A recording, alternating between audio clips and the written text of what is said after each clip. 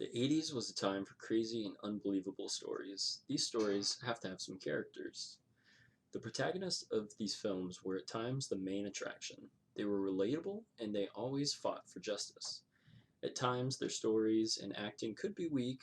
This didn't stop them from being some of the most beloved characters of all time. In Die Hard 1988, we meet the character John McClane. McClane, at the start of the film, is pictured to be just another big city cop. Throughout his journey, the audience finds that John is a lot more powerful than most imagined.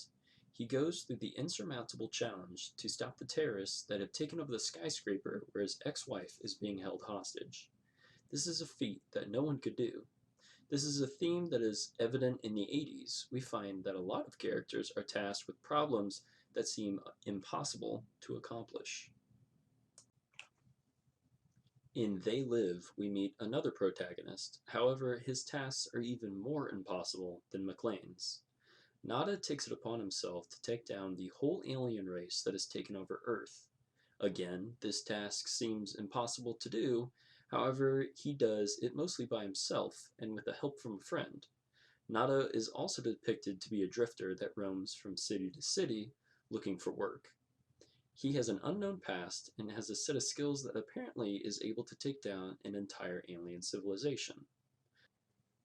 Taking a detour from the world-ending problems some of the heroes are tasked with in the 80s, we'll take a look at Elliot Ness in The Untouchables 1987. Mr. Ness is tasked to take down Al Capone, the ruthless crime boss who is killing citizens to make profit on alcohol. In the previous examples of heroes I've covered, they're trying to save the world, and more power to them. Elliot, on the other hand, finds that families and children have been killed by Al Capone.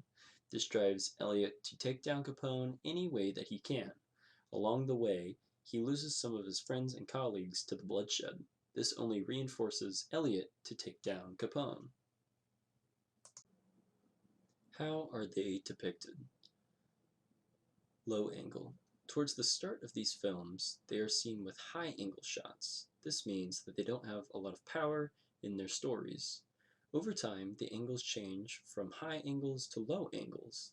This transition is important because it gives the audience the idea that the protagonist is winning their fights and is succeeding at their ultimate goals. Color, white or blue. Color is seen a lot in the films as well. The use of colors such as blue or white is used frequently in the films. The blue showing that the protagonist is justice, or that they're fighting for a righteous cause. The white meaning that the person is pure of heart.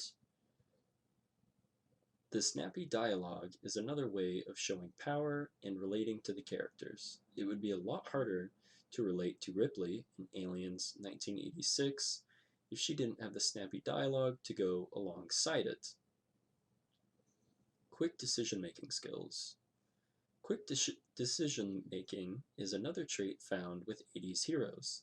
They don't always make the right decision, but making certain decisions at the right time adds to suspense and asks the viewer if it was the right one, especially if the decision is for the greater good at some sacrifice.